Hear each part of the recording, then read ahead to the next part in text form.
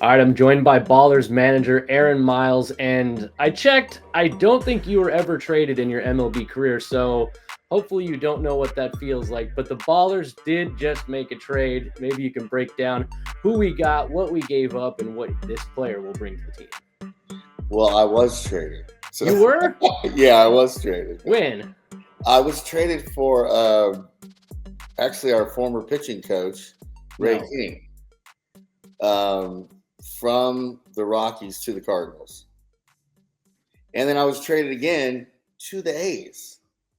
Are you what baseball reference let me down, man? I was looking this Oh, up oh today on yeah. baseball reference. Well, you know what? I never played for the A's. They made 12 bats for me. I almost made it to spring training with them. Okay. Me and Jake Fox.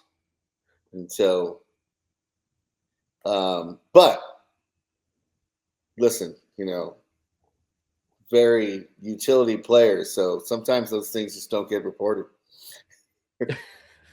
That was while you're in the major leagues, or When you're While I in the was in leagues. the major leagues. I should just edit all this out, but I'm keeping it in because it's funny. I mean, it must have been cool when you got traded to the A's, though. You're from Pittsburgh, California. I was so excited, and then the very next day, Billy Bean's assistant told me, "Yeah, we actually didn't trade for you. We're actually trying to trade you again." But I was excited because I thought I was going to be in the Bay Area. But yeah, What a great few hours that must have been. it was a great few hours. Yes, yeah. Okay, Ballers trade. What did we do? We received infielder / utility player named Daniel Harris, who's been an affiliated player before, played with the Rockies in 2023. Very good looking player, got some speed, got a little pop in his bat, can play anywhere on the diamond. Is really, had a great year with the Rockies in 2023 with a small sample size. But somebody who profiles as someone who can play at the next level.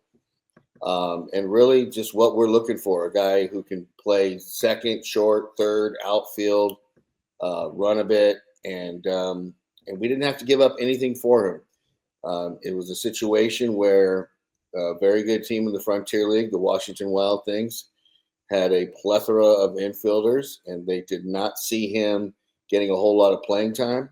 The manager wanted to do right by him and put him in a place where he could get some playing time.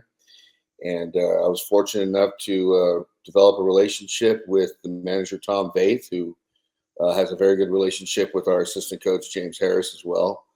And he just felt that this would be a great spot for him and felt that he could really develop this year. And it worked out for both clubs.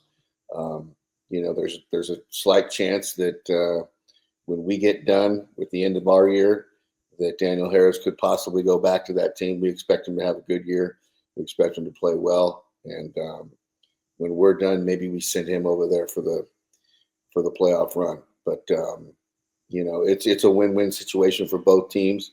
And we're getting a very good player who's been accomplished, went to Eastern Kentucky and then went to Kentucky and had good seasons there, was an All-American, and we expect good things from him. Yeah, and my understanding is, a lot of this deal was based on, you and your research and your relationships. So, like, what initially drew you to Daniel? Well, I went to that California Winter League and I met a couple of the Frontier League managers, and that was my main goal of going out there, was to create the relationships with that league and with the commissioner of that league and with a bunch of the other managers, and just in talks with some of the other managers. And Tom said, I got a guy I think that would fit in your group and would really I told him what we had a need. We needed a few more infielders in the building, and he says, I got a guy I think that could start for you, and said some good things about him. And I said, well, let's make it happen. What do I got to give you? And he said, you don't have to give me anything, but maybe him back at the end of the year. And so, really just a guy looking out for somebody's playing time. They're a very good team in the Frontier League. They made the playoffs last year, so it's not like we're getting a player that wasn't going to make a team. He probably would have made that team, but he was going to be the guy that was going to maybe not have to earn his playing time, come off the bench for a while.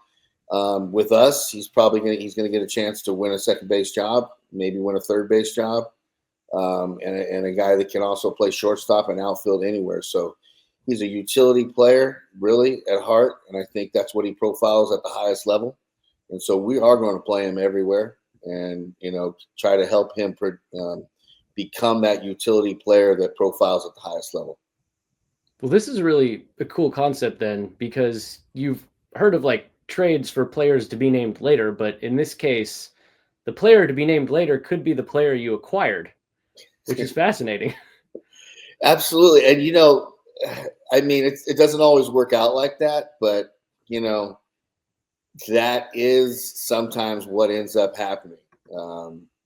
They have a spring training that starts before ours, and they go a little bit longer than us. So essentially, he could help us win a championship, and then be traded the next day back to that, and he could win 2 championships this year. So that would be cool for him. Hopefully, that's what actually ends up happening. But yeah, you really like a player, and you want to get him the work that he needs to progress as a player, and you have a really good team, and you see him maybe not getting the 300 or 400 at bats that you would love him to get. You see another team that he can get 400 at bats on, and it's a perfect fit. So, that's what it is. I mean, if he made that team, he was going to end up getting probably 150, 200 bats.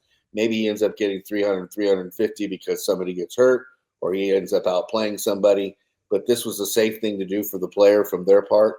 And they've done a good job of acquiring talent, and they knew that this player right here would benefit from this trade, and that's what we're doing, and it benefits both clubs, and I'm excited to have him.